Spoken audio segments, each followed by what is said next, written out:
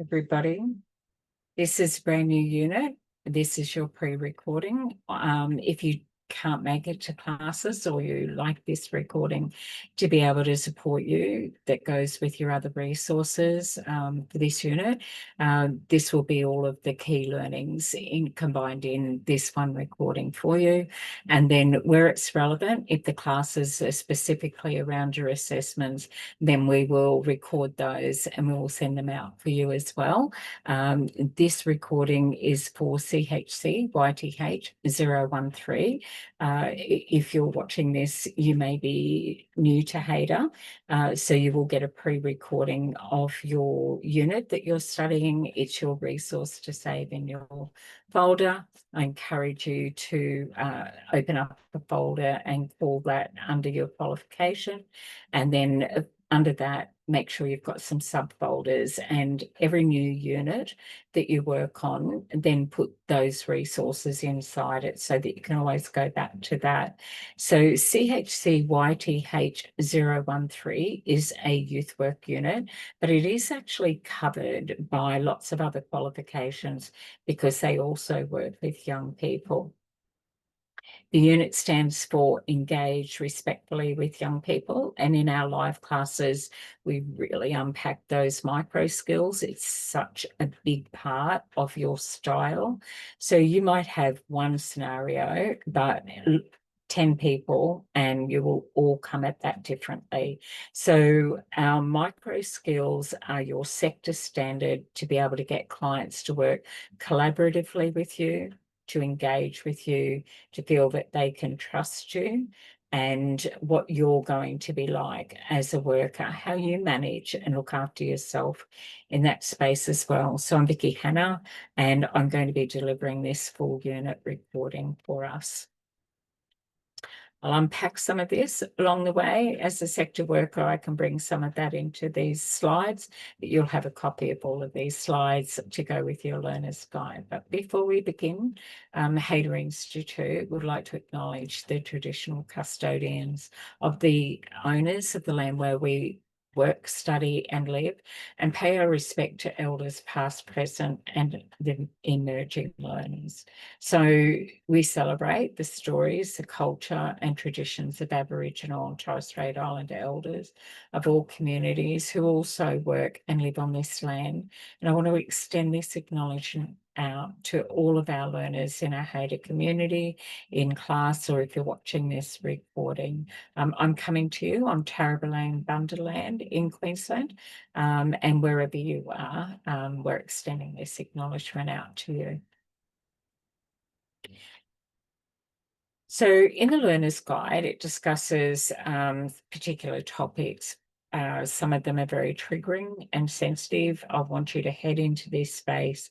I focus in live classes very much around your micro skills. That is how you're going to keep the conversation in a safe, within a healthy professional boundary, rather than emotionally engaging with our clients. We speak factually, we state in our file notes a true statement of events, and we don't have subjective or opinion based in our file. We talk like I heard the client stated, the client appeared to be. If you want to keep it out of that really emotional state, then phrase it around, I think. If you do not want to re-injure or re-traumatize or trigger your client, say, what do you think about that, rather than what are you feeling about that?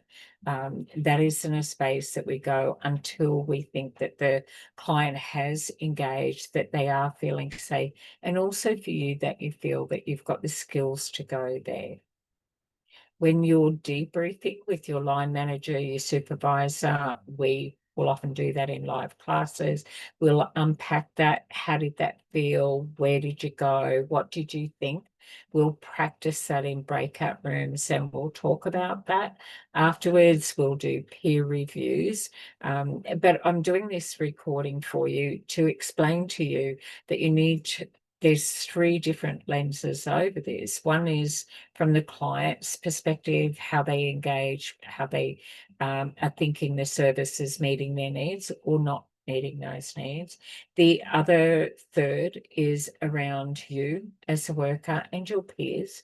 And then the remaining third sits around the organisation that you work for, the very reason why you're there working with a client in the first place. So if you ever find that anything that you're studying is triggering for you, if you're a person with a lived experience, of course you can still do this work. Lived experience workers are very highly sought after and well respected, but it must be safe for you, it must be safe for your clients, it must be safe for your peers. You don't have to have gone through a lived experience to be an amazing worker in this space. You just have to be present and turn up and be coming from that place of compassionate inquiry. These stories will leave an imprint on our clients, and they can leave an imprint on us. So Lifeline are very used to students ringing saying, I thought this topic would be easier, but it's brought up some stuff in me. You can call 13 11 14 and talk to them. They are qualified. They've studied like you are. But if it's not anything that triggering, then just make sure that you're doing all the things that look after you. Get that balance in your life. If you're doing a Cert 4, you're doing a minimum of 7, likely up to 12 hours a week in study. So it's a lot of reading. It's a couple of hours a day that you're working on this. I can say that, but I am not that learner. Your style might be different. Mine is leave it till the last minute, put myself under pressure and smash it out, and nobody talk to me for a few days to get through it. But that's more around things that I know. And then if I'm learning, I'll walk around it for ages. I'll read everything I can get my hands on. So, study at your own pace in your own way, but 2 hours a day is a really good standard of practice for a Cert 4. However, you will need to do 2 hours a day for a diploma, plus you will do one other day where you may do a full half-day block of about 4 or 5 hours as well. So classes are included, of course, in those times. Watching things back also included in that time. Spending time on your assessments. With week 1, I like everyone to be going through and getting comfortable and familiar with task 1. Week 2, task 2, week 3, task 3. It's the best way to know that you're on track. There is a quiz usually. Start with task 1. It leads into task 2, then it leads into task 3. Try not to cherry pick through tasks. Complete a full unit. The only delay that you might have with the unit would be if you're waiting for an assessor to do an assessor-led role play. Those ones you can wait, and when you've got clarity, you can book in an assessor to be there.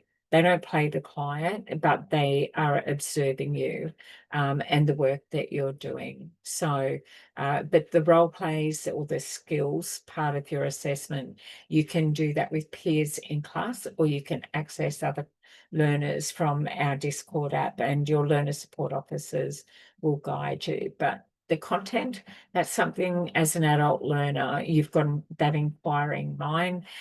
You'll have your why you're studying, why you want the qualification that you're going for. But look after yourself. You're busy. Everyone's time is busy. It's no less or more valuable than anybody else's. So even if you were not doing anything with that time when you decided you'd pick up some studies, relaxing is using time to your advantage as well. You've got to get that balance right. So consider the work that you need to do and the supports that you have. You have an amazing team of learner support officers. We affectionately refer to them as LSOs. Their email is lso@haiderinstitute.edu.au, and 90% of your questions around your assessments and 100% of everything that's going on in your porthole is all with the learner support officers. So your trainers and assessors, they train you and they assess you. That's what they do. So when you come into classes, we're going to give you the underpinning knowledge. We're going to unpack the learnings that we cover.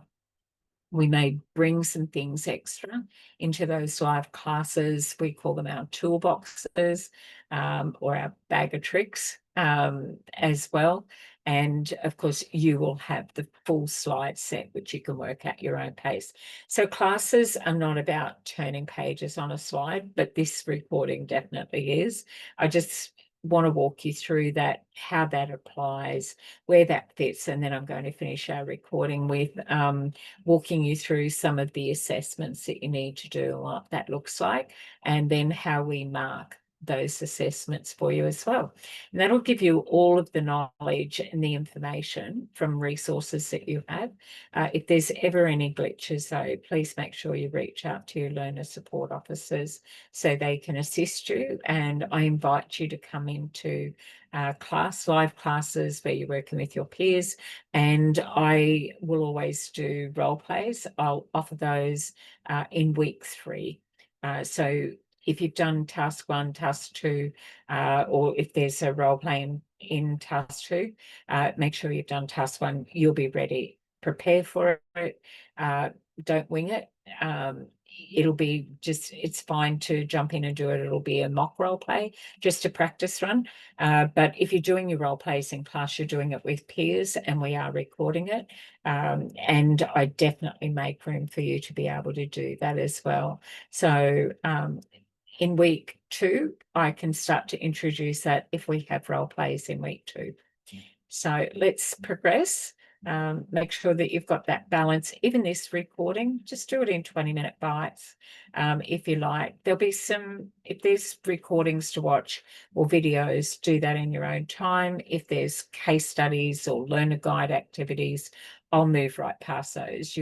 That's for you to do. That's your self-directed learning.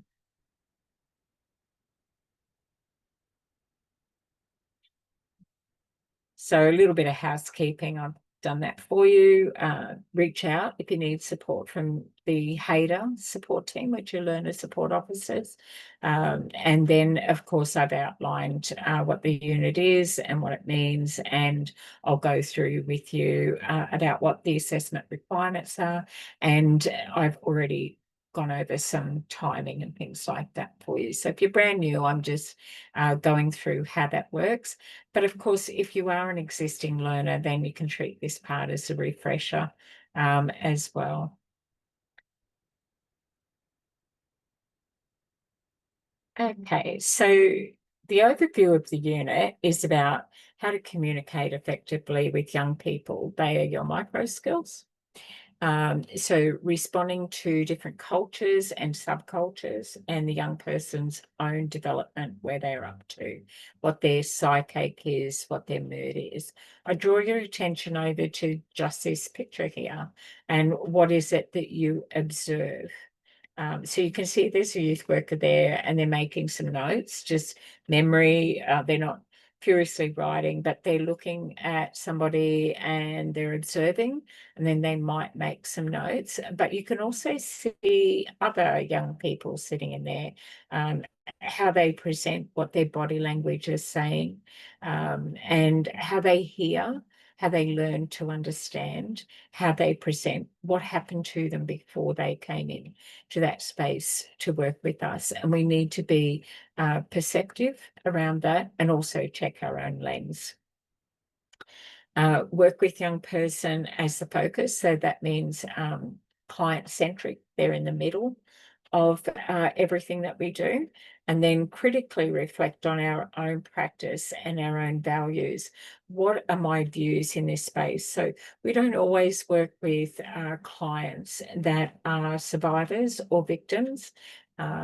We may work with offenders as well, but know that oftentimes, especially in the youth sector, that if you're working with an offender, there's enough evidence there to support from victim to offender where that pattern of behaviour comes forward again. So I just wanted to run that past you. It isn't about our own lens over things. When we step into this space, we step in not as ourselves, we step in as youth workers, and we step in as professionals. So with this unit, the slide is an icebreaker. In class I do those, but for you, just go past all of those. The slides are the same ones that we draw from for this recording, or maybe in our classes we'll pull a couple out. I run breakout rooms when I'm running classes, as do the other trainers, and so that's where those slides pop in. I just wanted to let you know, ignore those. Live classes, we turn that into something in a breakout room and give people exercises to do. So by the end of this session, you will have a better understanding around what is youth-centred practice, what are the fundamentals there, tools and principles to guide your professional practice at good, healthy professional boundaries, such as your duty of care, ethical decision-making, and the legislation we must be compliant with, and then building relationships and setting those healthy professional boundaries where there's no imbalance of power. In that space, that we aren't discriminatory, that we aren't favouring one group over another group, that we're fair and it's accessible and we are inclusive with people, and we stay in that space and we meet our client where they are and help them find their balance, their centre when we're communicating with them. They can present harmed, they could be experiencing psychological injury, and we need to be observant. What we heard, what we saw, and what they stated. We observe that, we read their body language. When we get you to do a role play, we need to have, if you're doing that with a client, both of you have to be on the filming of that at the same time. When we do them live with an assessor or in class, I can see everybody, and so therefore I can see everybody while I'm assessing. Even though a recording, if there's a useful class recording, we'll send that out. If it's specific to our assessment, it will be another resource that you can keep. But if class is more around discussion, then I won't record that and I won't send that out. But if we're doing a role play, I can see you and I can assess you. But if the recording of the class goes out, the moment someone speaks, they are the only person on the screen. So that's the difference, is we record to cloud at Hader, and then that gets converted to a YouTube for you to be able to keep. And again, put that into your folder, marked under your qualification, certificate for in youth work. And then if it's the diploma level, which they do this exact one as well, open your folder up and then do a subfolder underneath that and call it CHCYTH013. So youth-centred practice, or youth-centric or person-centric, is based on this framework. We look after the social, emotional, cognitive, communicative, so different styles, psychological, physical. All of these are part of our approach, and this is what we call holistic practice. So this whole unit is about skills. There's knowledge, but it's about, will you engage with that client? Will you be able to bring that client back into that balanced, centered space? Do you know how to help them find that center as well, and how they can sit with that, and that we help them feel that they can trust that engagement that they're having with us? What is youth-centered practice? So what are some of the impacts or challenging effect of childhood or early adulthood? Youth workers 12 to 24 years of age. Some of the challenges, if it's historical or ongoing, and if it's happening for them now.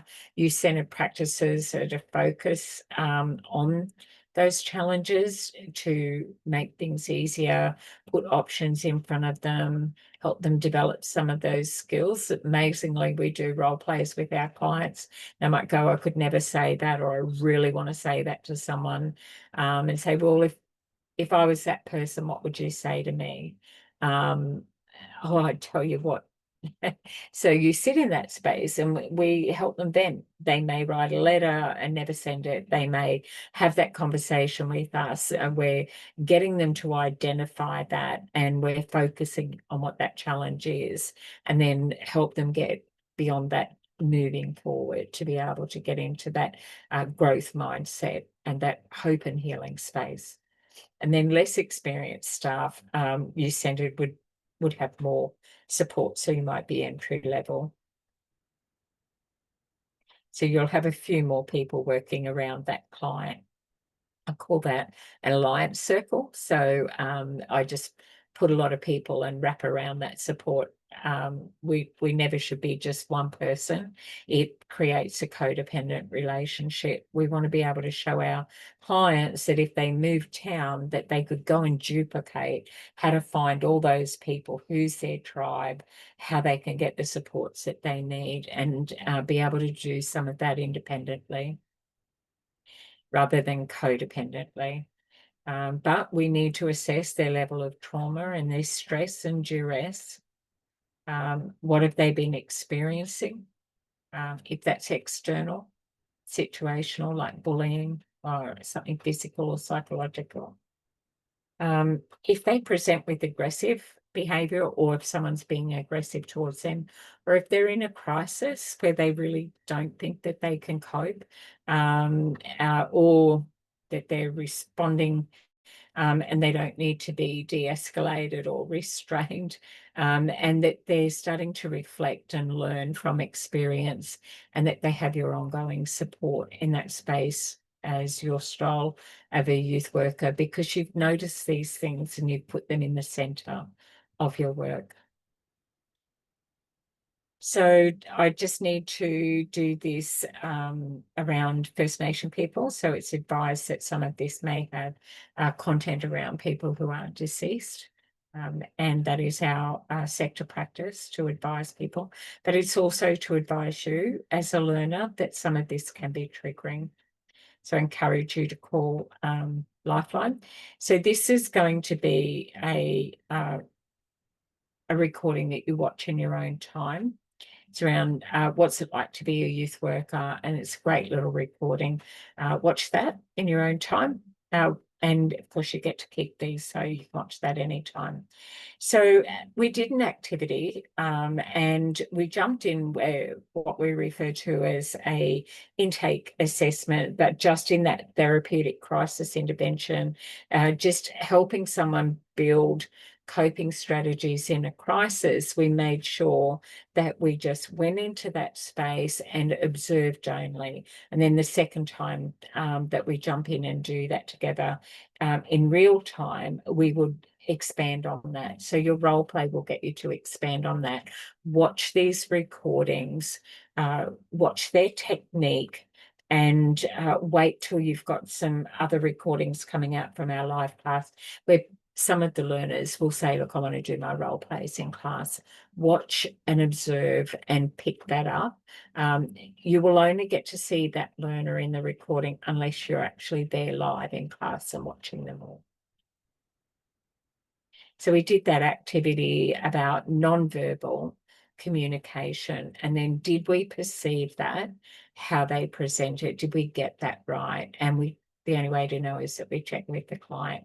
So people played a client and played the worker. So in your learner's guide, at your own pace, just go through the case study and reflect on that. Your perception is a lens. So the lens means how you view things. And how I view things may be different to how you view things. And we have a different perspective. We have a different lens, and it's based on our own worldview and our own lived experience. Not right or wrong, it's just that is our perception. So we look at some stereotypes that people label, young people with, and quick to label. So if they're moody, impulsive, inexperienced, immature, none of those seem to be strength-based as well. So moody could be, they would be, our language and our file notes would be, they presented as appearing flat. Their mood seemed low rather than moody. This will just help you with your language. Impulsive, seem fidgety, like ready to leave, sitting on the edge of their seat, or more reactive rather than responsive. That's how we would refer to that. And inexperienced or immature is that their developmental may be delayed. If I'm working with a FASD, or a FASD, which is fetal alcohol syndrome, development disorder in a young person could be that they had a parent that was misusing substances, and in utero that has impacted their capacity, their cognitive ability, some developmental delays, which means that we will pitch to that client differently.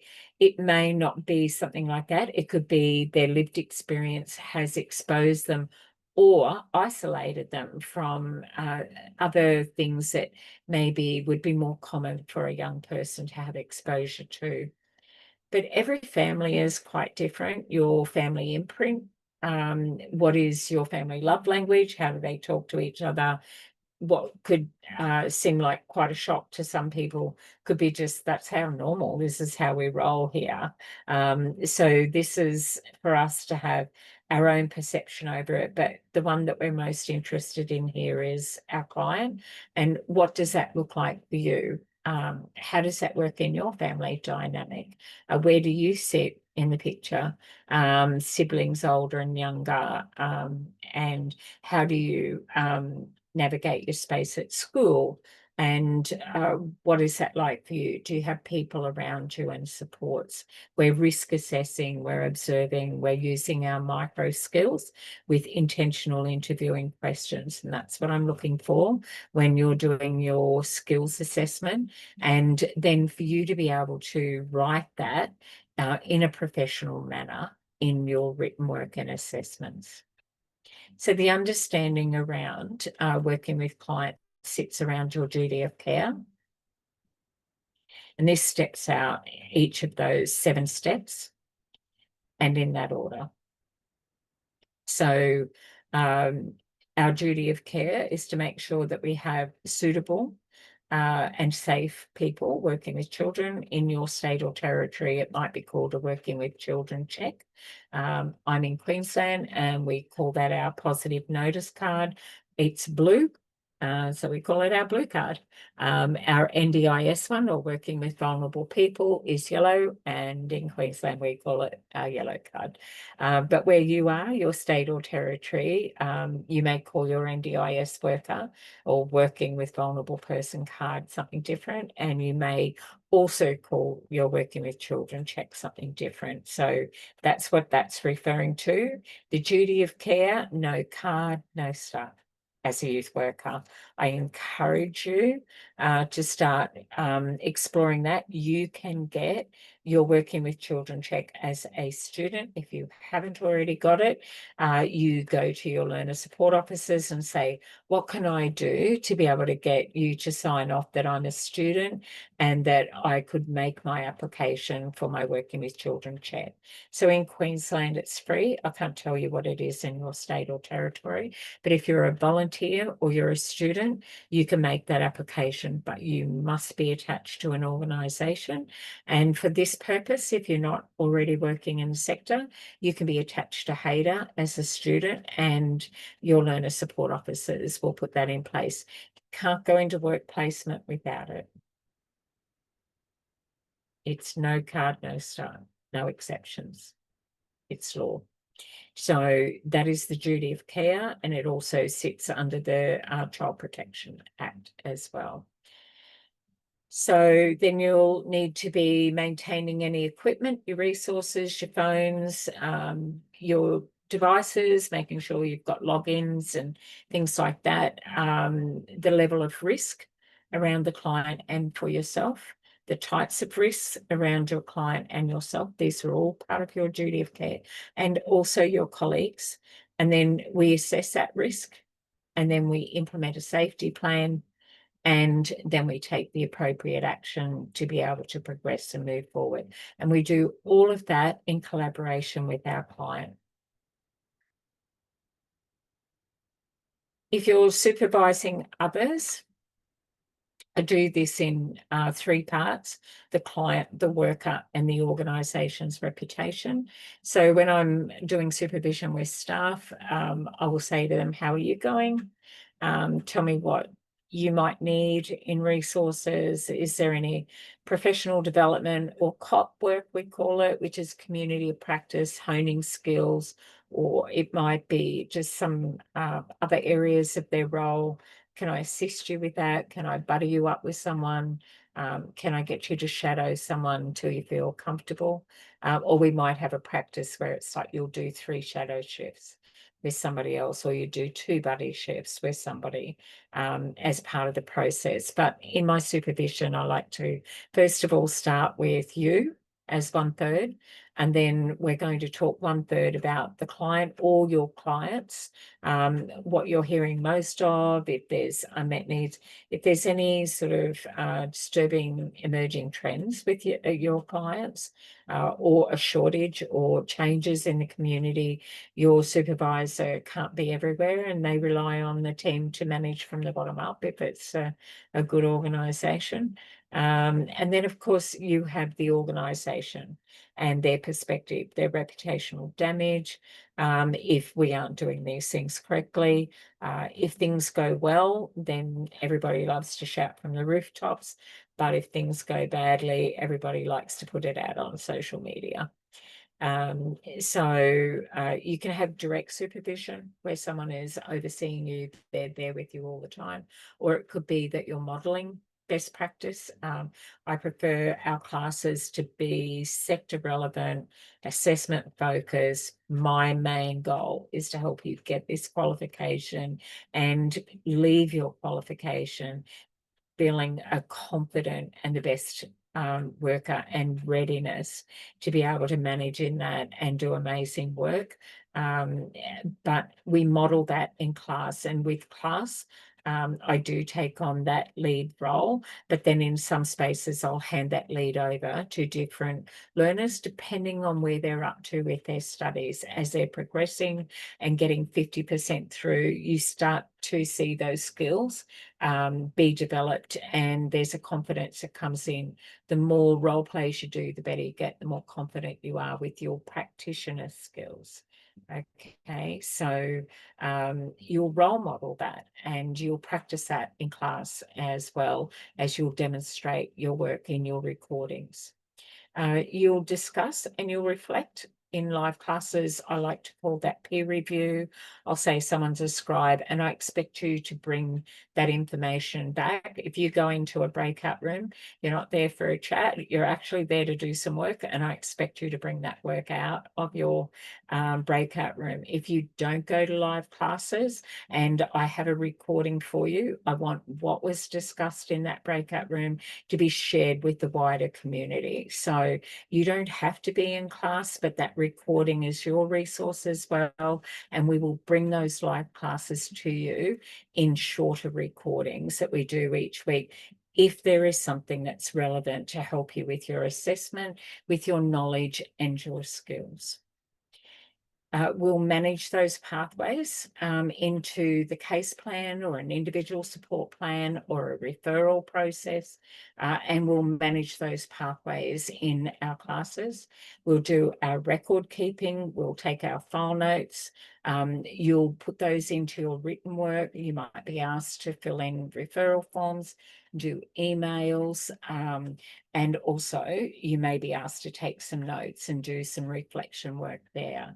And then, of course, mentoring, and you'll see a lot of that happen in classes and in the workplace. That is also a supervision skill to practice. So You may have already done a role play, but you're happy to play the client for somebody else because you know the more you do, the better you get. And it's an opportunity for you to really sit in that chair and think about what that would be like for your client. If we talk about, I would engage with the client and I would have empathy. Empathy is sitting in that chair, working through those challenges and the barriers the client has and waiting for your peer to pull you out of that space and ask you those questions so that you feel that you are in charge and you are the person who is driving that. So it's important that we work to that framework because that's exactly what's required of you in the sector. Regardless of whether you are brand new or not, I like to start out how we intend to finish, which is having those professional practices in live classes and for us to be able to record those and send them out to everybody so that it becomes another resource to put in your toolkit to be able to apply. So you'll see lots of different people demonstrate that. We have those resources for you out in your learners porthole. You can talk to learner support officers, and in the Discord, there's a whole suite of role plays. There's some we've done for you. There's do's and don'ts. There's some live info sessions on role plays that we do once a month, and we've even recorded some of those as well. So we'll do some more of those. Keep an eye out for it. The learner support officers are the ones that communicate with you, do the announcements, send you a text and say class is on tonight, send out recordings, upload your resources, make sure that things are in your portal. And if they're not, they're the ones that you go to. So legislation and framework, that's something you're going to have to research in your own state or territory. Some we have as Commonwealth law, and it's a requirement for all of us. And then some of them are different laws in your state or territory. You will need to look at what is it in your local area and your state and territory as well. So consider that if we start at the base, it's always about safety. We do our risk assessment. We do what are those things that are the risk factors? Is it current or is that historical? We will put that lens over First Nation people because that's a diversity matter, but it isn't only First Nation. It could be any other held representative, culturally and linguistically diverse, and then people with differing abilities as well. Some are hidden, and your client may not always tell you how they present. They may say, you know, I've got anxiety, or I'm feeling depressed or low. They may use other words, or they may even assign a label that someone else has given to them or a diagnosis. It doesn't matter. We're not clinicians. If the client says that I'm depressed, then we respond appropriately to how they present that psyche that they come in with. We get that through our asking intentional interviewing questions and through our observations, those micro skills. Then we check, have we read that correctly?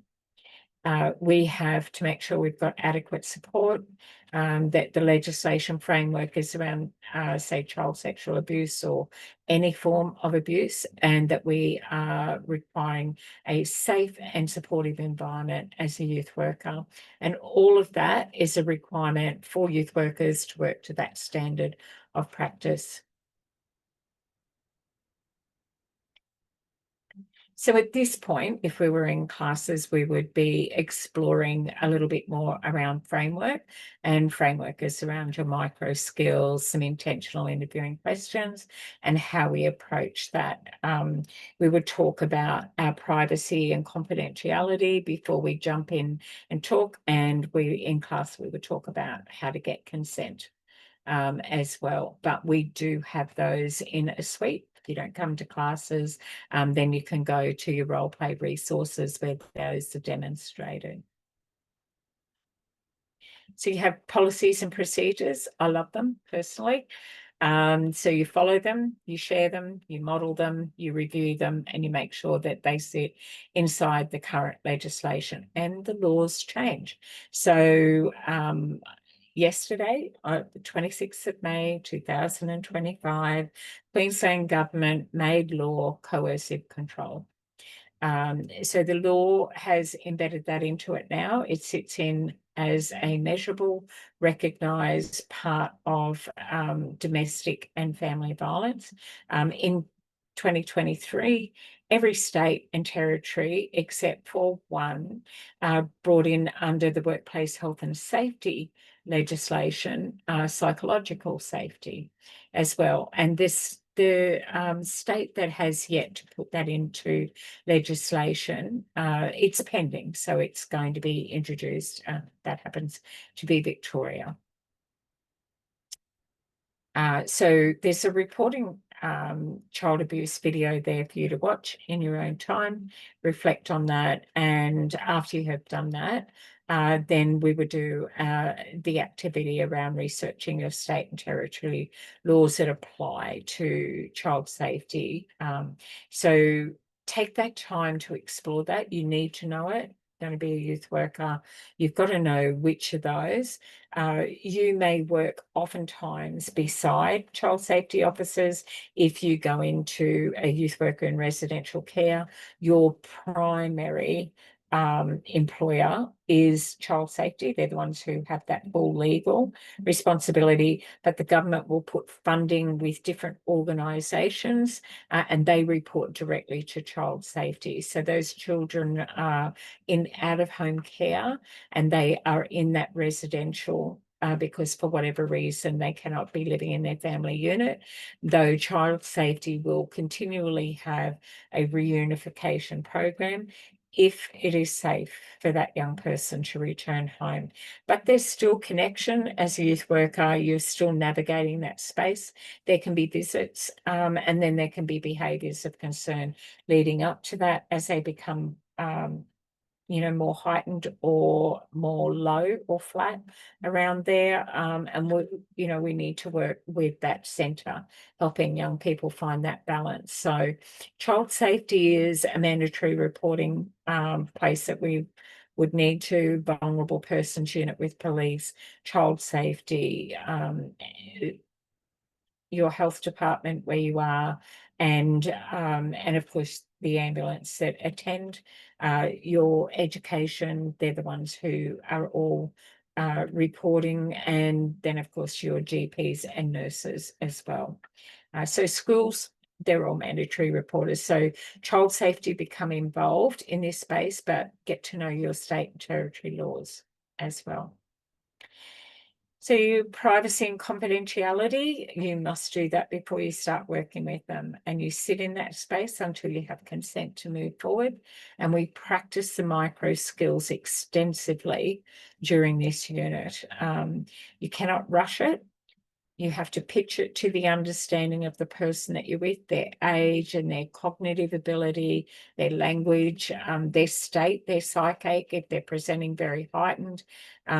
Do they actually have capacity to give you consent? And if so, was it informed consent or did we just rush through that process? It's very important that you get this part right. You must do by law, but you must do that to make sure that the person sitting in front of you knew that they didn't have to tell you everything, because they definitely do not. Just because they walk in the door, our role is to make sure that they know that everything we say will be private and confidential, and if we can't by law tell anyone. And the only time that ever that moves out of that agreement is around safety for them and safety for others. And then if you understand that and you would like to move forward, I'd be happy to discuss it. Or do you have any questions around that? Because I need your consent to work with you. And if I am going to be concerned at all about your safety, I will let you know, and maybe we'll do that reporting together. Okay, so that'll be about your client's safety plan, but it has to be informed consent. It is not a tick and a flick, get that bit out of the way. There, I said it, I'm covered. It is, are they understanding? Was that informed consent? And did you get it? Did they say yes? Or if they say, oh, not really sure, then you don't continue, you don't progress. Because you haven't got their consent to do that. So you can talk about heaps of other things, but you don't talk about anything that's private or confidential until you have let them know that it may not be private or confidential if they're talking about harming themselves or others. Okay. So professional boundaries must be healthy. Your clear information, your note-taking needs to be a statement of fact. We're not making an opinion, but we say the client appeared, the client stated, this is what I heard, and that'll be around tone. You'll make your notes. Your notes can be subpoenaed by a court, and you may have to give evidence about your notes, and mandatory reporting, which is around safety, which we've just covered. And that's your privacy and confidentiality that you must do at intake and assessment. Rights, responsibilities, and ethics. It needs to be evidence-based, can't be, oh, I just found this really great thing I watched on YouTube. I think we should try that here. Make sure it's evidence-based practice. That you're consistent. Only through consistency will your clients trust you. That you explain it. Does that make sense? You want to sit with this one a little longer? In our classes, we work with that, and we even do some of that without talking, that it's all nonverbal, and then we just check in with each other and see if we've got that right. Did I read that right? And if a client says no, you're completely off track, that's okay as well. Our ethics, how we conduct ourselves. There's a lot of people that are relying on us, and our clients are most vulnerable. Simply because of their age. 1 in 4 young people are currently experiencing a mental health issue. And of course, young people between the age of 12 and 24 are our highest risk of out-of-home care, highest risk in detention, highest risk of early death, highest risk of suicide, highest risk of being incarcerated, highest risk of being victim survivors of domestic family violence. So the target group that we work with, even though it may not seem like that on the outside, even if they may not be able to put words to those feelings, are most likely a vulnerable person who may not currently be under duress, but they are working and living with that imprint of what they have so far. And that's the ethics, how we conduct ourselves in that space. We are not our clients' friends, but we are friendly.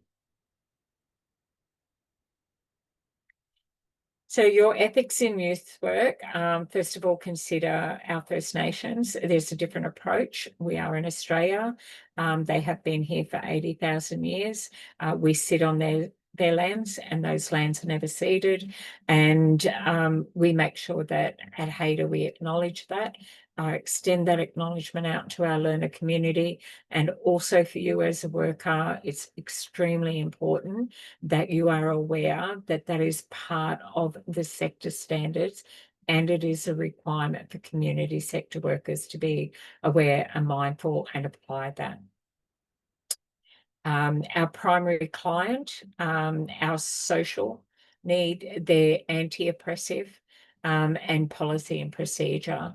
So we create a safe environment for people to be able to speak to us, that it is in a social setting as well as in a professional setting. The client remains the primary person in the work that we do. And then, of course, we do that inside the scope of our role, which is what our position description says we can do, and within the policies and procedures of how we apply that.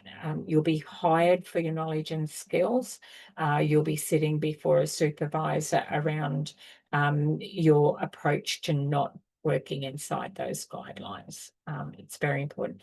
Or you'll interview where your workplace is, and if they don't meet your standards, then you're interviewing them. And that's what probationary periods are for. In the community sector, it's normal practice for a probationary period to be for 6 months. And both parties are deciding if they're a good fit, if it's good culture, if it's safe, if you're well supported, if you've got the resources to be able to do that job that you're training so hard and studying so hard to be able to do. So our breakout rooms are around working with different scenarios. In live class, I'll pick one, but in your learner's guide, in chapter 1.2, there's a case study. You can walk around that as part of your study. That's what you're meant to be doing outside of classes.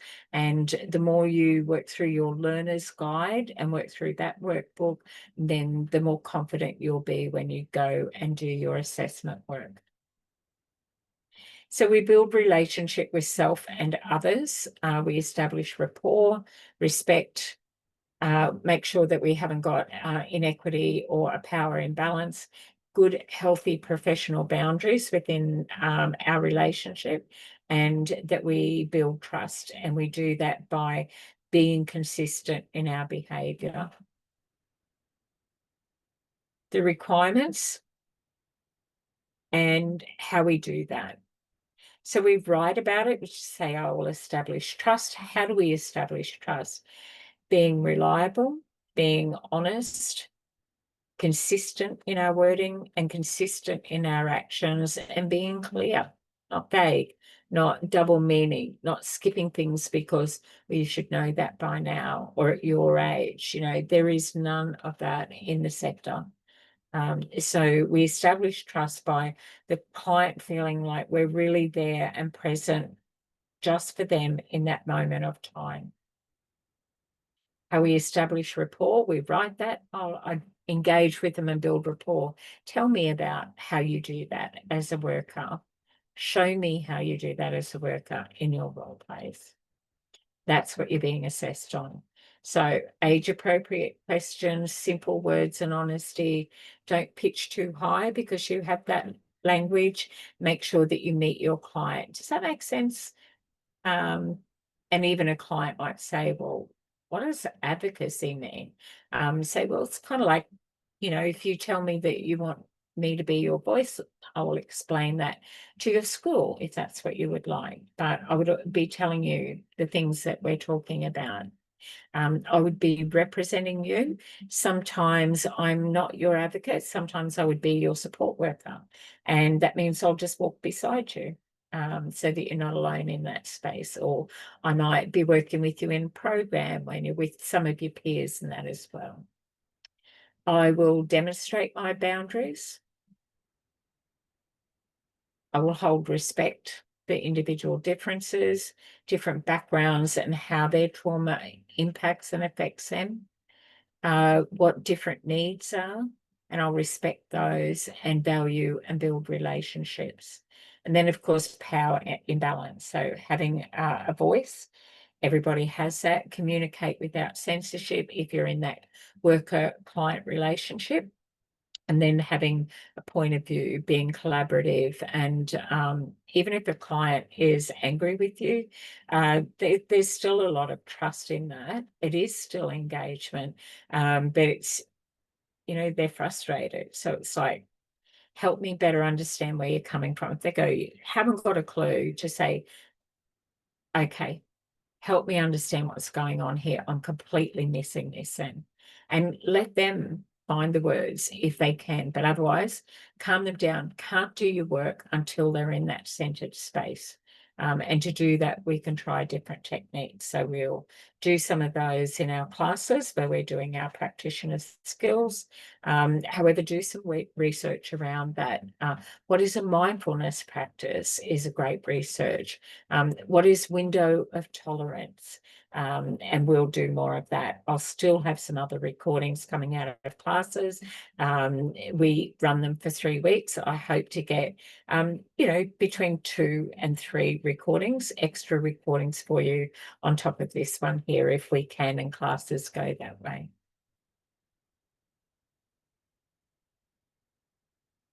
So your Maslow hierarchy of need, the most important thing is shelter.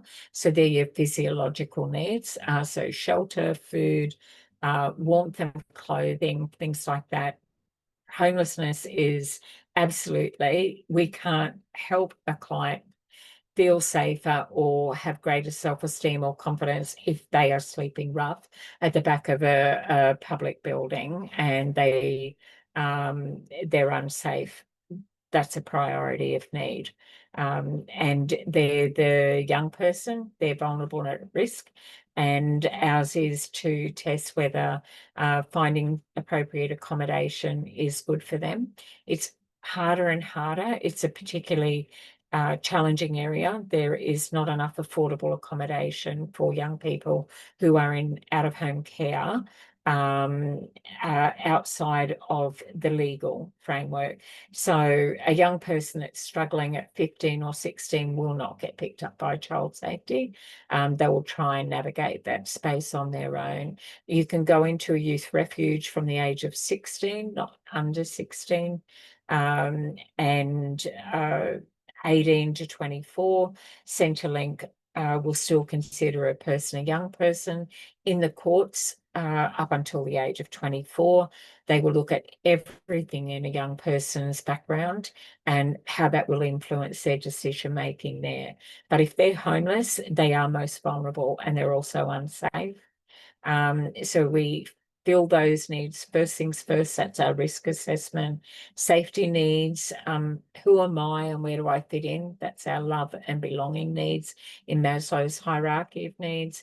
Esteem needs and self-actualization, which is I know who I am and I know where I fit in. In some cultures, that is actually the other way around. It's like I see you, I hear you. Connection happens first. So it depends on which culture, and we need to approach that. Some blending of that might be important, but for your client, know that if they're homeless, they are most vulnerable and at risk. And so we need to ask some of those questions. So is staying somewhere at the moment? We don't say he's staying with family. Words we don't say as a youth worker, things like, of course your family love you. No, that is not true for some young people. Or love language in that family can consist of abuse, and that young person may be displaced or self-place somewhere where they feel safer, or the authorities may do that on their behalf. So our lens and our perception does not fit in there. It's about how does that client need us to respond to their needs, and your training and your professional guidelines are what belong in there. So, of course, your own experience, that's your why. That's what motivates you to be good at doing this work within the guidelines and the protocols that we must follow. So it's another case study in your learner's guide. Unpack that, the one about Samantha, it's in chapter 1.3. And that's one that you can reflect upon. Read it, have a think about it, do some of the exercises. And again, this is layer upon layer of your knowing and learning. So when you're doing that, then you're ready to jump into the skills and progress through the written work. And you'll find that your learner's guide is a great place to start, but just browse through it first, have a look in your porthole. If you're not sure about that space, go to your learner support officers and then come back to your learner's guide and work your way through task 1 using your learner's guide to get through that, and then read all of the instructions for your skills with this unit, which will be sitting in task 2. So effective communication is about ages and stages and what else influences them around language, and then the listening to points of view and behaviours. Asking our open-ended questions, our who, what, how, when, where and why will help us get there in our compassionate inquiry. Our communication skills have an action. So we think, we respond, and we listen. So we respond, we do not react.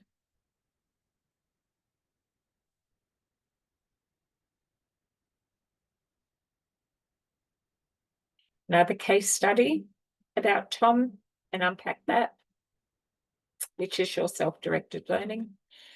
Ages and stages of communication. So keeping in mind 12 to 24, would I approach a 12-year-old the same way as I would a 19-year-old? Absolutely not. Wouldn't be appropriate. It wouldn't be fair, it wouldn't be inclusive, it wouldn't be giving agency, it wouldn't be strength-based, and it would not put that young person at the centre. It would be me deciding how I was going to pitch to them, rather than find out what works well for you and what do you need for this to work together. What would you like to get out of our time together? And do you know why you're here? And they may be there because someone told them to, and they may feel that they have no choice around that. Or I came because someone told me to and said, you guys help. So it can be complex. Age does not always equal a communication stage. It depends on their cognitive ability and also the trauma they've experienced. And then trauma absolutely affects a young person's communication.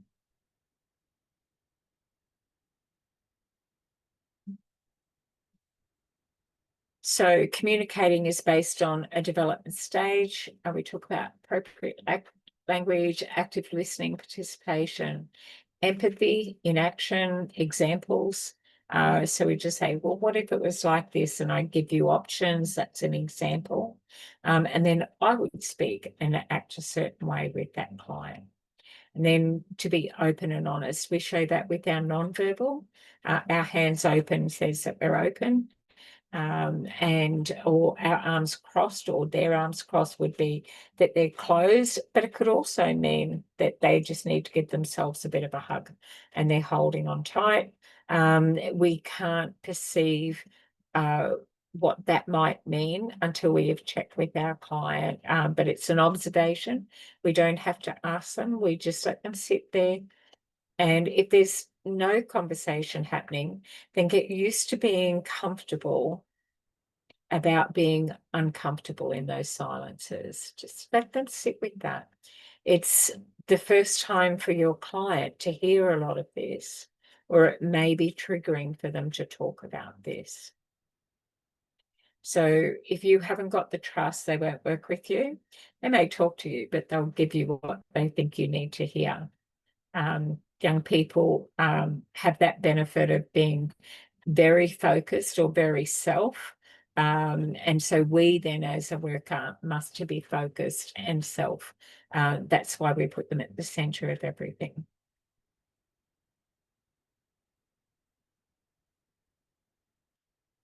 So communication and any barriers to that could be speech, stuttering, voice, and their ability to comprehend, just that processing.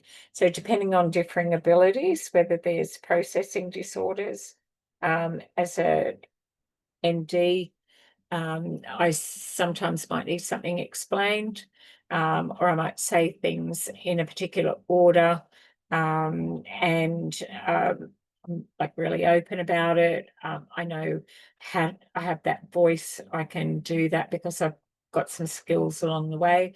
But definitely as a young person, one, they didn't know what autism or ADHD was.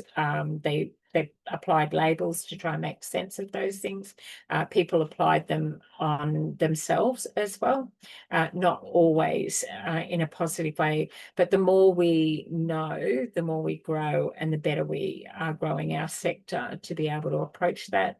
You will have 1 in 4 people who will be sitting in that space. And everybody works at a different, the spectrum is not it's a circle, not linear. It's not a line, so it's not further up the line or down the line. The measure that gets put around it is 1, 2, or 3. However, 2 is not reflective because there's so many other things that it can be, but 2 will get someone into an NDIS plan if all of the other part of the intake and assessment is in place. So other communication factors are around, bilingualism and trauma. It is, it really is about, there's no difference in intelligence. It's about how do we communicate that. So they can be much smarter than me sitting in front of me, a person, but because we don't speak the same language, I may not ever know that if I don't find other ways to communicate. So I would bring in a person who does speak that language, act on behalf, or they could have their own support person. But pictures across most cultures, activities also, as people are learning, and that modeling behavior and your energy. When I start this unit, I like to do an exercise on nonverbal, and to communicate that through and to exercise that with each other in classes. So you can practice that with your colleagues, or you can watch things and check that out. You can even watch a show on TV and watch that body language as well. And it's real, like you can sense it. You can walk into a room and nothing is said, and you can go, well, I can feel a real energy in this room. So it's not always what we see, it can often be what we sense as well. Don't ignore that. Some people call it gut instinct, but it's a sensory perception. So there's different body language in different cultures, and then of course consider an interpreter if you need to, or a support person for that person. And but they've come to you because you're that subject matter expert as a youth worker in that field. That's what you're studying. So there can be developmental delays that affect more young people. CPTSD is complex post-traumatic stress disorder, which means it happened during consistently over a long period of time and through those developmental ages. So that's why they call it complex post-traumatic stress disorder after the event, and they grew up in a oftentimes unsafe environment, even though amazingly you can work with young people who grew up with mum, dad, their siblings. They never went without things, but that didn't mean that they knew who they were, where they fit in. They may be, there's a term that can often be used. Sometimes people call it like a black sheep, but in the sector we call that the garbage can kid.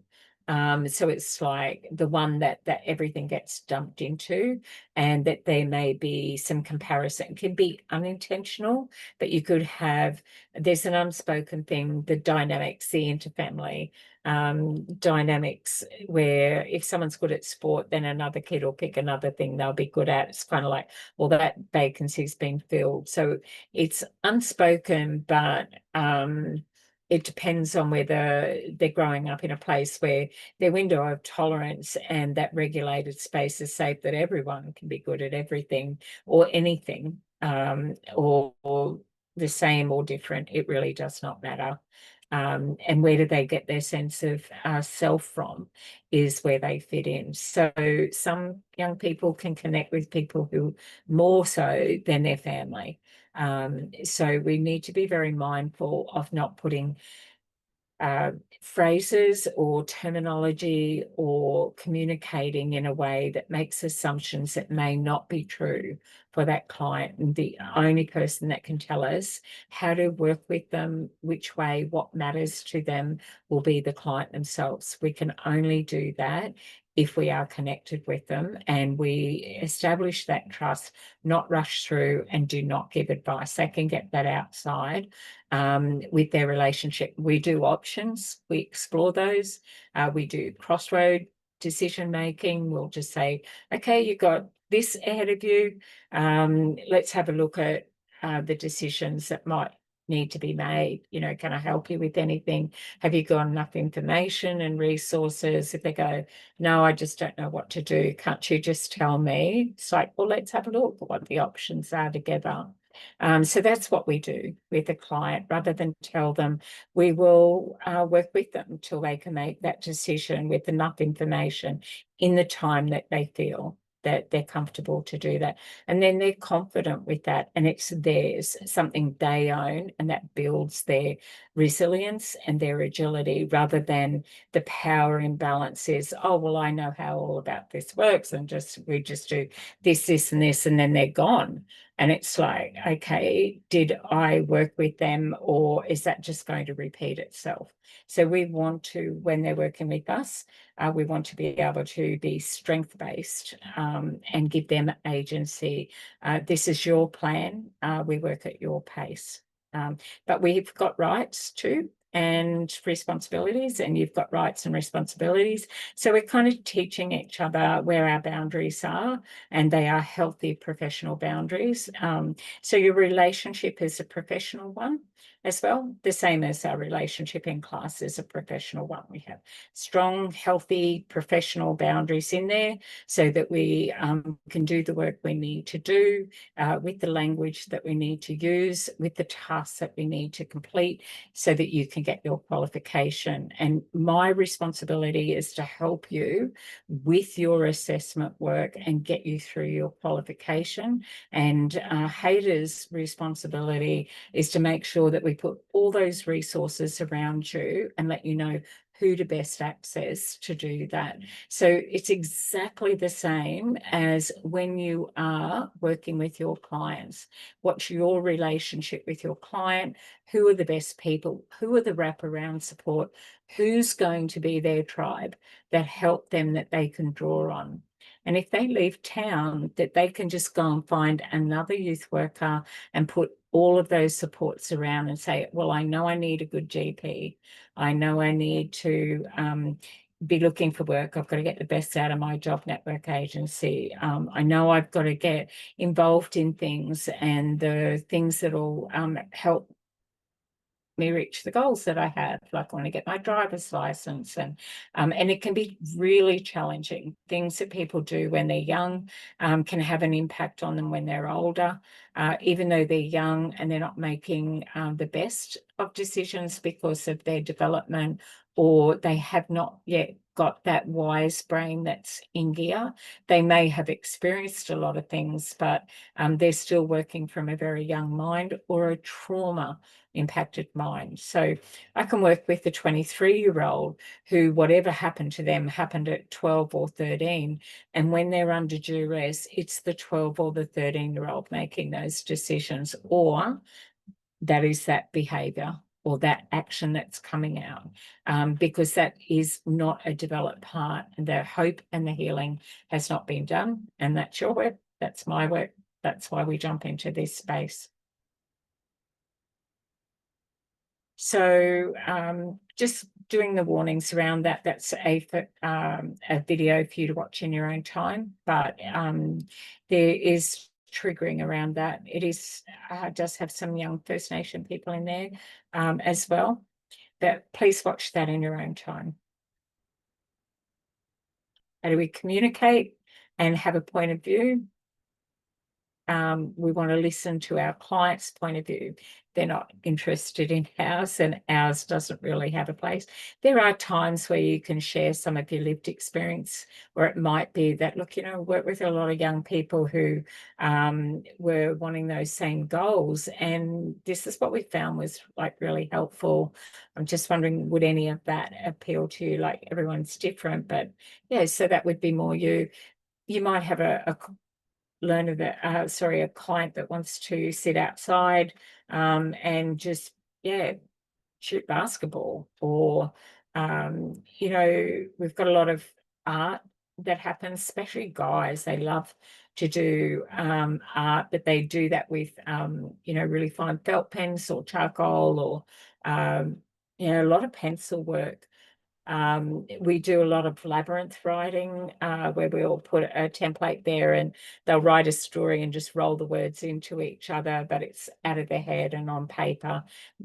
It's part of our journaling and our mindfulness, and helping people find an action to get into that centered, more balanced space. So it's about our client's point of view. We'll find it by listening, reflecting, thinking, the relationship, the culture, their background and their perception, and for knowing that we park our point of view before we go to work. And if we've had a conversation with one client, then we shake that off and we're fully present for the next client who could have a completely different point of view over things and present with a completely different psyche. What is it that brought them in today? And if we've seen that client on a regular basis, it's like, let's check in with each other. How are you traveling today? And I like to do a number. I do 1 to 10. One is, look, I'm here, I'm pretty flat.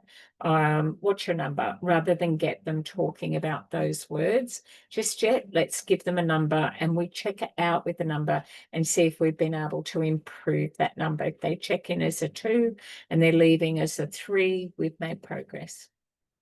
So can I just do a checkout with you before you go? So then it doesn't trigger your client to be saying those words. It's hard to talk about that, and it can often feel unsafe, and they don't know you yet. So they're not sure that their words are landing softly with you. And even though you said everything's private and confidential, how did they know that about you? Well, because you said that, and that's that imbalance of power. Age differences should not be where that comes in. So you'll do stakeholder meetings, you'll network with people, but we have monthly youth forums. I only go to the ones where young people are going to be at. Otherwise, I don't go to a youth forum because I can't see the point if there's no young people there. We're just talking about young people without them, and I'm absolutely part of our value space in where I work and how I work is nothing about me without me. It must be run past that client. They have to be in that decision-making process. I'm just there to help them come through what might be the best option for them with what they've got, able to work with the things in their control and to help them let go of the things that are outside of their control. So we did our listening behaviour in a live class.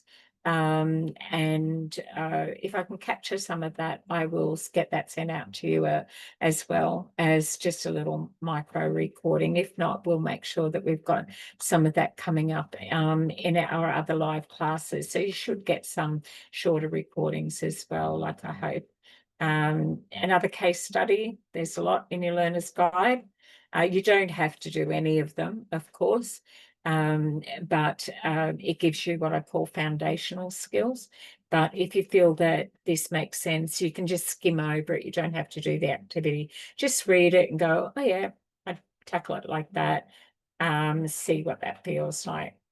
Your listening behaviour, so your non-verbals, your body language. That's why I need to see if you're there working in a role play and you record it.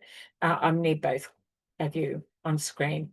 I've got to watch the body language of the other person and how you respond to that. That's what I'm assessing. That's what all of us are assessing in your work with the role play. So listening behaviour is quite different with someone who's neurodivergent. Their literacy side of it, a lot of young people feel shame. Our prison systems are full of people who fell through the cracks in education around literacy and numeracy, so it's often acted out differently. Kids that get suspended from school most times are either struggling at home or struggling with the work that's in front of them. So it is behaviour of concern for someone, whereas a youth worker will go, let us respond to that. Is that an appropriate place to act out. Most schools treat the school like a community, and now they're putting in wellbeing officers, they're putting in youth support coordinators in that space. So there's a greater acceptance around that, of people coming in there and being able to do that work with young people in an education setting as well. So there's language, there's trauma, people speak differently and communicate differently. They hear things differently if they've been trauma impacted currently or historically. If it's familiar, if someone is self-harming, their listening behavior is different. Things can be triggering. Mental health, and then there are different ways that they learn, whether they're visual, audio, or tactile, hands-on kind of learner. And we'll unpack all of that as we're working in our classes. So cultural needs, finishing off on this one, you'll have a bit more to review around the differences. I want to bring that out in our classes as well. We always have diversity in our classes, and some are invisible, some are visible. So a different lens over that. We want to explore what that might be like, and differing opinions where people can add to that rich conversation as well. So, we need to understand and promote diversity. So DEI, diverse, equity, and inclusive. That's the way that we would approach most things. And the importance of having respect for different cultural perspectives. How does that work? What would be comfortable for you? Some are visible, some are not. And finding your voice as well, being able to speak on your own behalf when it comes to working with the client and getting them to work with you. We may work with some clients who are refugees or have migrated or resettlement. That can impact how they communicate with us, not just in language.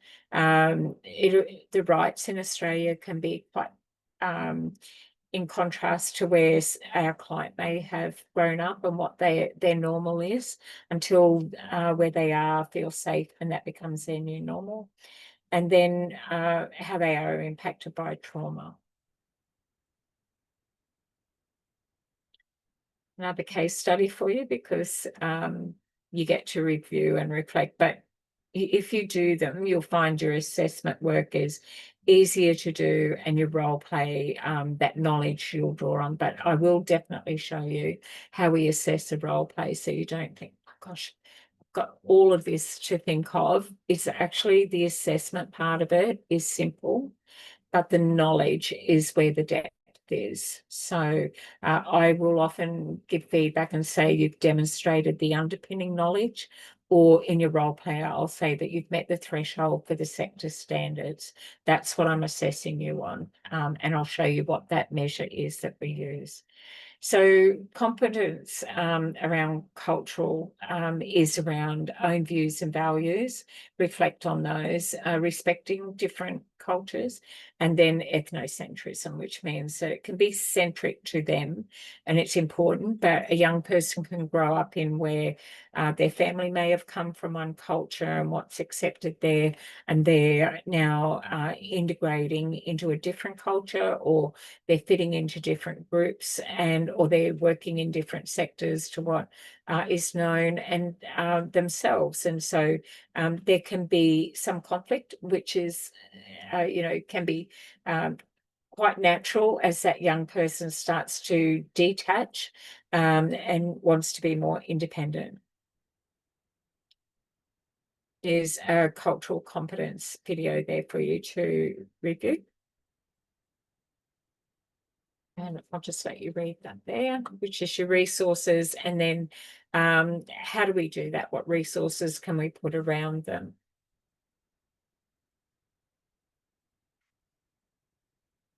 So we've been talking all night.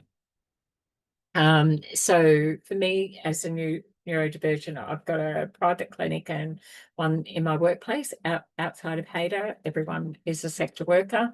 So when I'm working in that space, I like to have different things for young people around so that they can fidget. But some people are just very tactile and, they want to hold on to something. So I find, soft furnishings, armchairs, a blanket if they want that. My fidget toys are fairly popular, a sandbox. It just depends. But also be mindful that you don't want anything that's a missile as well. So we think differently about the environment. When you do your role play, we actually expect you to have a simulated workplace environment to set up a background virtually that reflects what I could be working with that young person. This looks like, and if you're recording with somebody else virtually and you're not in the same space, then line your backgrounds up so it looks like you're at least in the same room or the same outdoor setting as well. So the resources around even staff, like you a good fit for that client, or I a good fit for that client. There could be another staff member on the team. It's like, you know what, I know exactly who this young person's going to be able to be a good fit with. I want to try and bring them in as part of it rather than only me. And if that young person connects with them, that's amazing. That's just about, showing your referral, but you're referring internally the best fit for them. So it isn't personal, it's about professionally finding a really good fit. And the more you work with the client, you might go, you know what? Actually, there's another worker who's got more experience in that than I do, and I want to put you with them. Hey, I want to introduce you to someone in our team. And you try and do that in a group and see if that works and gravitates. You, of course, in your team meetings, your case conferencing, you'll talk to your peers around that and say, look, I've got a young person, I think it'd be really good. Can you come in and join me in that program? And if they connect, then we just do that transition really smoothly, and we still check in. Hey, how you going? I hear you involved in that. All of that is great. So I listen for language as well. In staff, sort of like my client. Well, it isn't. It's the client, or you'll hear some workers say the YP, which means the young person, or the YW, which is you, the youth worker.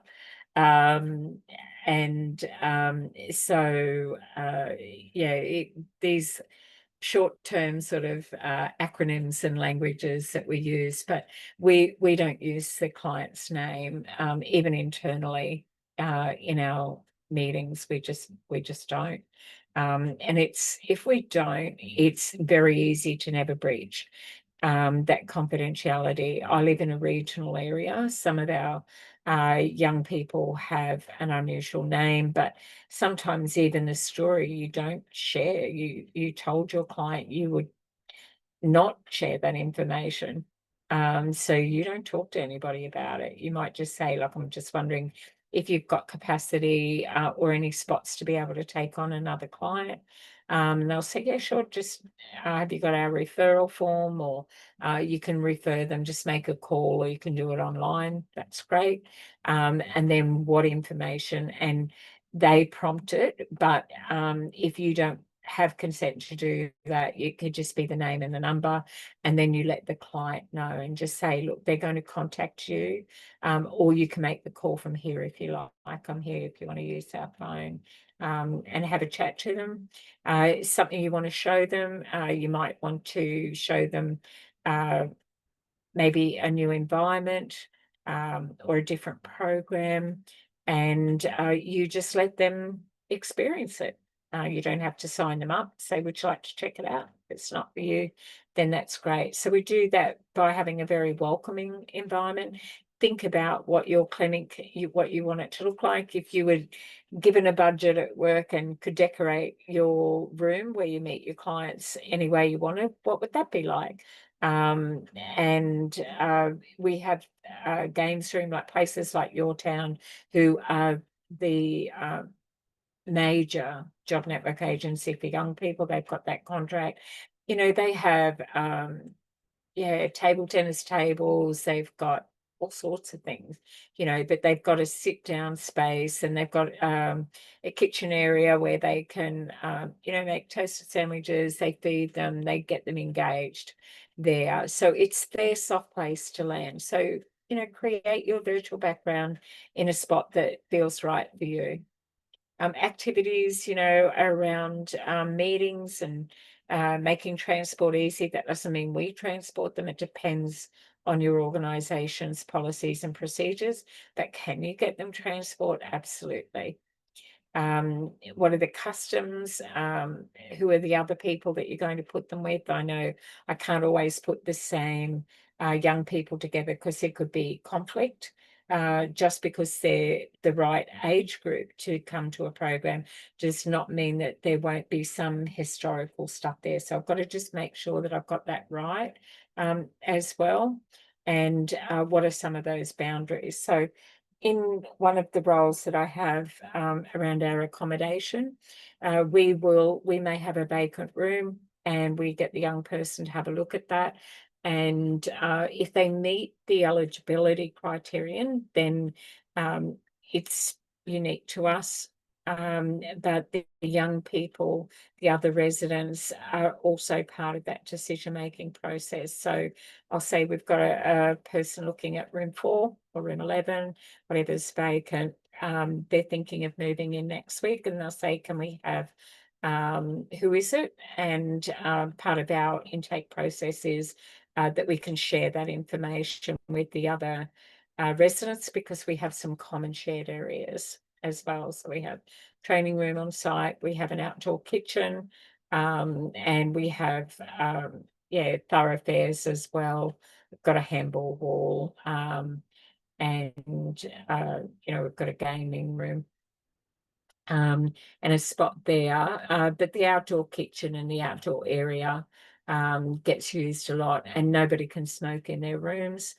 So we've got a smoking area, and they kind of go and sit out there and smoke, which is great.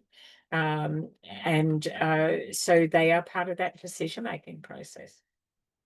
And if they say there's bad blood there, or they used to be my dealer, I'm trying to get away from that, or they're going to have these people come around, then I need to make sure that it is peace and quiet enjoyment is a requirement under that legislation, the Residential Tenancy Act.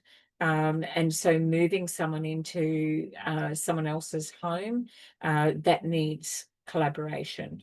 So we have lead tenants, and then they will take that information back to the rest, or once we have a house meeting. So it just depends on the model that you're in and how we do that. What are the resources and what are the activities? So here we have relevant decisions and actions for different cultures. Our initial meeting, we find a lot of information out, and we collect that. We tell them why we're collecting that. What are some appropriate actions? The referrals have to be appropriate to what the client said they wanted. They make decisions, and then you decide which bits will the client do and which bits will you do, who's got what responsibility. So we don't do anything for a young person that they can do for themselves. Even if they can do it, but at this time they're not traveling very well, we will just say, is this something you would like me to pick up this time for you? Can I help there? And they might go, no, I can do it, but I just don't want to do it today. Yep, all good. So we're just getting a check-in from them. And just in recapping that, you need to make sure that you've got some reflection, personal reflection, and what went well and what could I do differently, which is pretty much how this whole unit is about. So I want you to go through all of these, make sure that you're not coming at this out of a bias, techniques to improve support-based interactions with young person, and that of course is your micro skills. So next week we'll be jumping in there. Let me just hit pause because I want to take you over into my space where I'm going to be doing some assessment marking for you.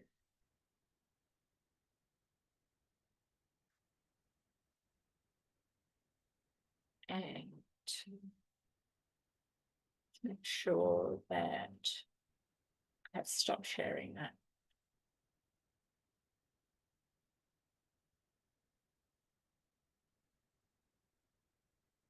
Okay, see the screen. But what I want to do now is I do want to share the assessment for that. Let me take you and I both into this space and show you what it looks like my end. I work in Accelerate in a login the same as you do, but we work in maybe it's a slightly different view. So I work in this space here where it's about preview, but let me just walk you through. So here's your units here on the left under what assessments are attached to this unit. So talk unit code CHCYTH013, which is engage respectfully with young people. And engagement is, what does that look like? What does that sound like? And we're going to work really hard on our micro skills. So you have task 1, which is an online quiz. You have task 2, which is a role play. And then you have the observation checklist around that, and I'll show you. You have engage respectfully with young people, task 3 of 3 in the role play. And then the observation checklist there. So we'll have a quick look around what that looks like in our preview. So in this recording, just going back over here, you have a part A and a part B, and your instructions will be in your overview. For this one, it will say to you, we want you to go into your simulated or duplicated workplace portal. So the name of this one for Cert for youth workers and diploma level in all the community services is called First Access. That link will get you to First Access. You have a username and you have a password to get in, and they are there for you. I encourage learners to take this and save that, paste it onto a Word document, and then save that Word document into your master folder for that. You're going to use it all the time. You can get in if you log in first. So if you're connected, if you've got a your email is connected to Hader, then that will get you in there with that address. So that's a simulated pretend organisation that's got the resources and information that you need. The instructions here are saying for this task, you will be observed participating in 2 role plays to confirm you can perform to industry standards and expectations. Tells you about part A and part B, and you will complete this in your own time, meaning you do not need to have an assessor there. Some learners do like to do these in class, and I'm happy to do that. 1, because it helps them progress and they're ready, and 2, because those who aren't yet ready get to watch somebody do that role play, and there's nothing like watching that and then getting the feedback and having an assessor say, here's your strength-based stuff, here's the things that I'd be looking for. And if they're not quite there, I can ask some questions because I'm confident that the knowledge is there, but it might not have come out in the role play. But we debrief and unpack those as well. So that one you can record with your peers and colleagues, but they must take on the persona of the client. You've got to go through the role play instructions. They've got to read them. You've got to coach them. You have practice runs with them. You can get a free Zoom for 40 minutes, but once you've got it and you're ready, make sure you're ready to jump in. If your instructions say this role play should be no more than 15 minutes, anything under 7.5, 50% will not be enough. It's not sufficient. If you give me something that's 40 minutes, it's too much. So between like 10 is amazing. Between 10 and 15, incredible. But if you did go to 20, I wouldn't send it back. But that's how I assess. But it says should, which doesn't really say must. So you've got a bit of wiggle room.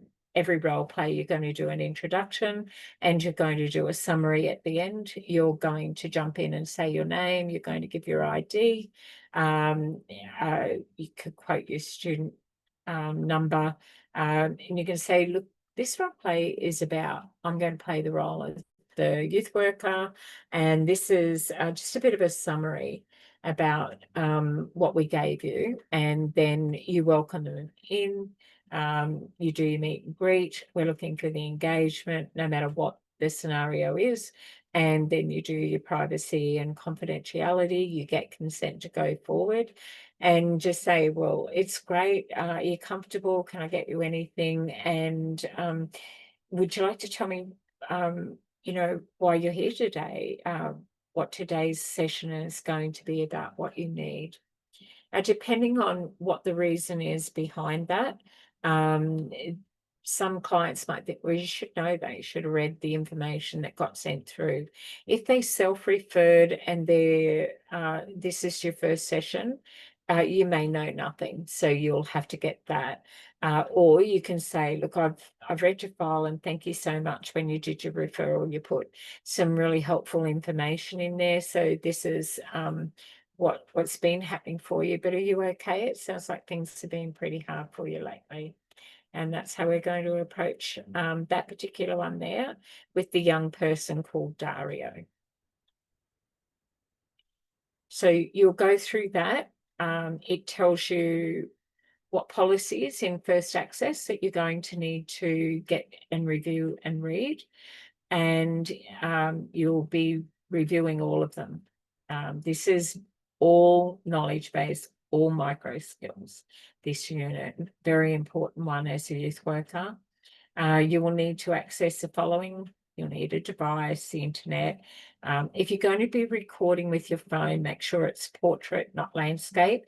It doesn't come across visually well. And if we don't have to be up super close.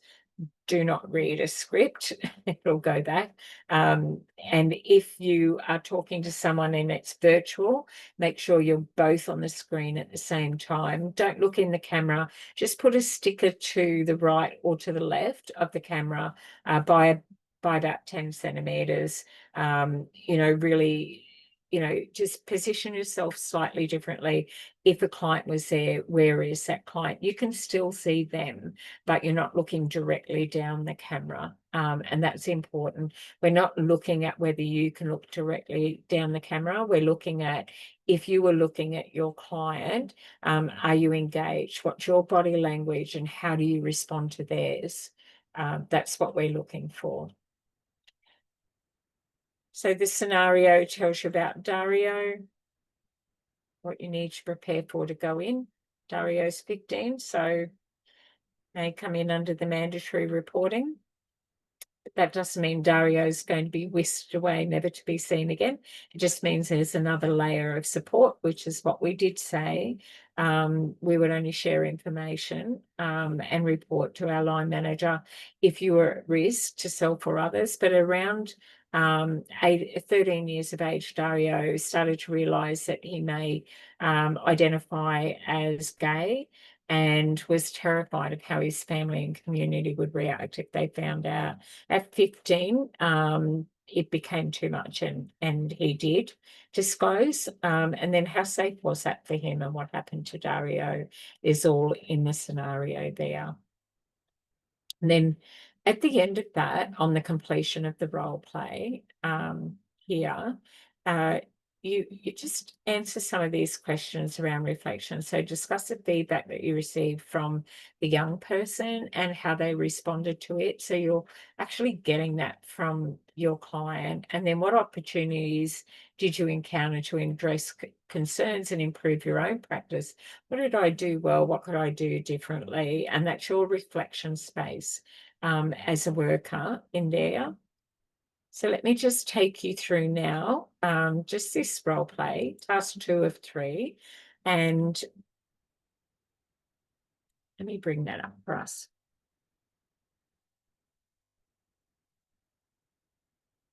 Let me show you here the observation checklist for that one, for that particular role play.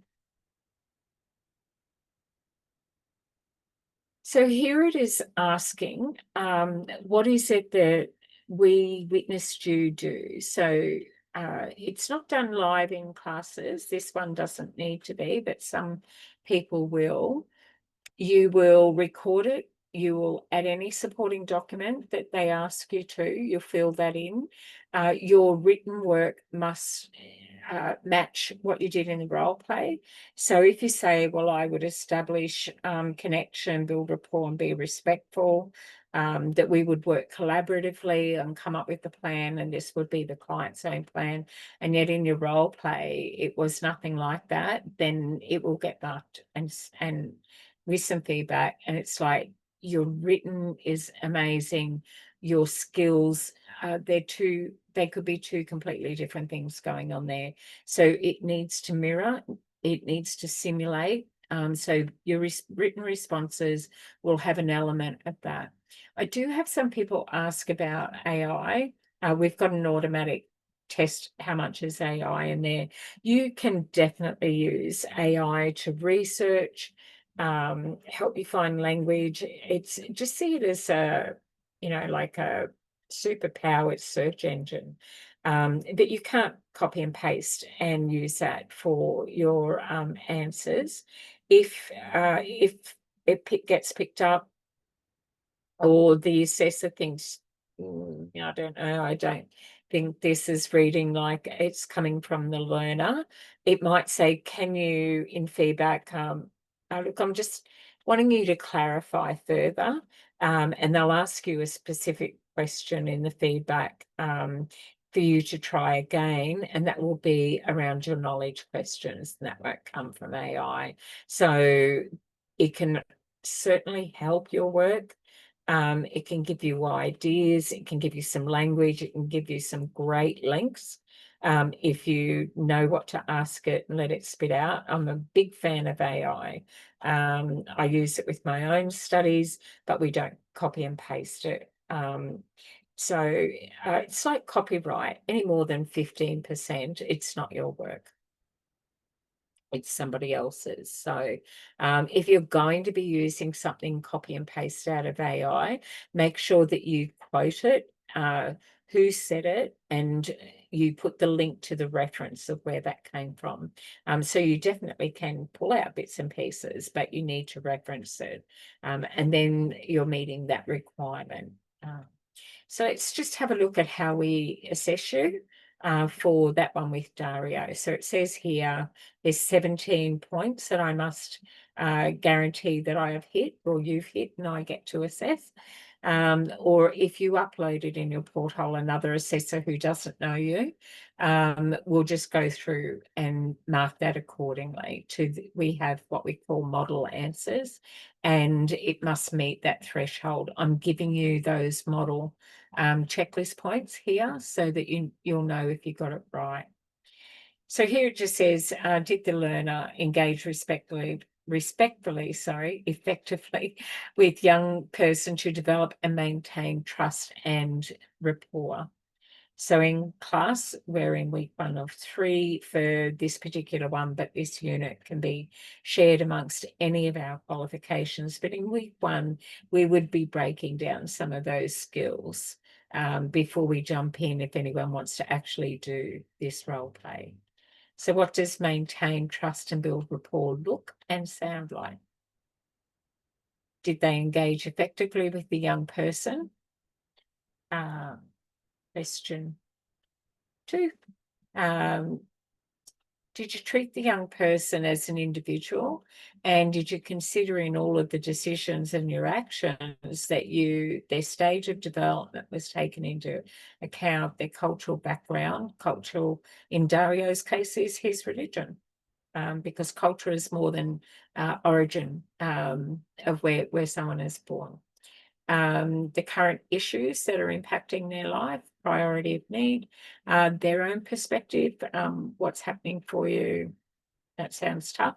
How's that going? Is that an area that you think perhaps we would be working together, and what might that look like? And then the youth culture and the subcultures that sit inside young people. So young person, 12 to 24, subculture could be punk, could be emos. We went through that. So I'm lucky I've had lots of decades, so I can say I've had fun with all of those things. Things are definitely changing though. Things are moving faster, but young people seem to navigate that extremely well. If they're in a really well-centered space and they know who they are and where they fit in. These role plays that help you apply those skills to help young people find that about themselves. You may be the very first person that gives them positive feedback and acknowledges them with something they do really well. Okay, what else will we mark on? Did you communicate appropriate strategies, which should include, and should is definite for us as assessors, not perhaps would, but should. So did you change your communication strategies to address any cultural sensitivities? What active listening skills did you observe? Like, did we see to understand? So things like head nodding, okay, eye contact, mirroring. So if they cross their arms, you could not straight away, obviously, but that you might mirror some of that to help the client feel comfortable. What's going on for the client might feel awkward for you, but they're going, oh, they get me, they understand when we paraphrase the word, what they said back. So would I be right in that I'm hearing you say that you would like to do that? Yes or no? It doesn't matter what the answer is. It's how we approach that and how we ask that we did ask, and we can assess that you did. That you clarified things that weren't vague, or weren't clear. You didn't leave them with that, and that you summarise at the end. Just let me scroll down and pick another one. 14 says, did we observe you use techniques to interact with the young person that limits any impact of own biases? Look, I recommend that people use the wellbeing wheel when they're working with young people, rather than feel like you're answering all the questions and you're interrogating, because you do have to get some information. So the wellbeing wheel, I'll put it out there. You can get lots of different ones, actually, even a mouse pad is like that. So I just fill that in and just say, so usually we play with crayons. It doesn't matter what age everyone joins in. So it's like you've got a chart in front of you, just fill in the spot where you're strong, how many hours in a day you might dedicate to sleep. And it just helps get a bit of a picture about what their day is like when they're outside, away from us. I like to refer to the tools that I use as well. And then the young person can do that for themselves. And they can show another young person how to do that for themselves. And if they can see that there is a balance, it's like, well, we've got a lot of focus in this area, but we're a little bit low over here. I'm wondering if some of those things would help resolve some of these barriers that we've got over here. And if so, which ones might that be? And if they say, well, I need money, it's like, okay, so how can we do that legally? And so then we explore, I could get a job, or, like nobody will employ me, or I haven't got a resume, or I haven't got an ID. All of those things may be big barriers to your client, and they're speed bumps for us. They're definitely not deal breakers. So, yeah, making sure that we aren't limiting our client, that we are not their barrier, that we're not the thing that's standing in their way, because we didn't explore those things with our client and we didn't give them the tools to be able to work with them as well. So that was, oh, sorry, that was not 17. 17 is, did the learner ask the client, Dario, did you ask for feedback? And did you respond to that feedback from the young person? So that would be, you know, could you tell me how you found today? Is it what you were hoping to get out of it? You know, what would you like it to look like if we catch up again? What are your thoughts around that? So you ask for the feedback. Oh, it's all right. Okay, better than expected. Just kind of get a test. Say sometimes we use numbers like 1 to 10, and I explain that. Or I might have done that in the beginning. I would have done that in the beginning. But that's just a technique and a tool. You have to use your own, but rather than put words to it, rather than say, oh, I'm really stressed, I will get someone to say, if you were checking in between 1 and 10, and 1 is I'm pretty flat, but I'm here. And 10 is, you know, like I don't even know why I'm coming here. I feel really good. We try to get our young people in the center so that the highs aren't too high and the lows aren't too low. But if they checked in as a 2, we got them to check out as a 3, we've had a really good session. If they check out as a 2, great, they didn't go backwards. But if they checked out as a 1, then we sit with it and we stay in that space. So I do have some amazing tools that I like to share, but these are toolbox tools as well. So I hope you found that helpful, me showing you how we assess that. It's kind of like giving you the answers beforehand, but I think that's helpful. And then we're going to do a demonstration so that we can show you how that works as well. So that is, there are some other tools that I throw in live classes, and over the next couple of weeks I definitely will, but I wanted to get this full capsule out to you so that our learner support officers can make sure that you've got that as a resource. And if you can't make it to classes, please email me. You can get me at vicky@hayderinstitute.edu.au, which is viki@hayderinstitute.edu.au. However, take it to your learner support officers and they'll feed that down to me. Or if we've already started communicating and I'm responding and catching up, if you haven't heard from me in a day, please send me a prompt. Hey, Vicky, did you see my email I sent to you? And I'll be really happy to do that. I don't mind, and I'm absolutely never frustrated. I welcome your contact, and I want to be able to support you, and I want to be able to be there for you for when you need your role plays done. As an assessor present, you will always be my priority, and the priority of any trainer that is delivering your class. It's the same for all of us. Where we have availability, we will make that happen for you.